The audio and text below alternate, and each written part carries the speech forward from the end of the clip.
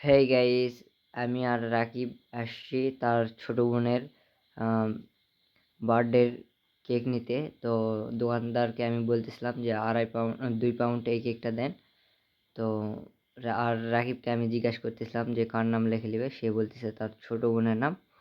তো দোকানদার এদিকে কেকে তার ছোট বোনের নাম লিখতেছিল। তো দোকানদারকে জিজ্ঞাসা করতেছিলাম যে আগে তো ছিল 140 টাকা পাউন্ড, তা এত দাম মানে কেন 200 টাকা পাউন্ড নিচ্ছে? আর এখানে সাদাটা যেটা মানে যেটার উপর নাম লিখতেছে এটা হলো 200 টাকা পাউন্ড। আর এইদিকে আপনাদেরকে দেখাচ্ছিলাম ধীরে একটু দেরি করে, যে আপনাদেরকে দেখাচ্ছি চকলেট কেক নিচ্ছে 250 টাকা পাউন্ড, আর সাদা যেটা এটা নিচ্ছে 200 টাকা পাউন্ড। তো কেকের আগের দাম ছিল 140 টাকা পাউন্ড সাদাটা, আর চকলেট কেক ছিল 180 টাকা পাউন্ড।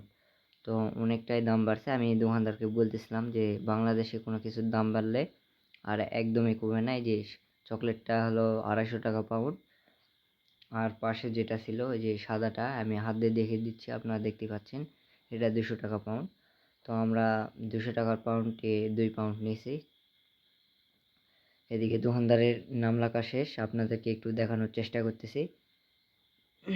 তারপর আপনাদেরকে দেখানোর পর আমাদের ভিডিও এখানেই শেষ। ভালো লাগলে লাইক করবেন।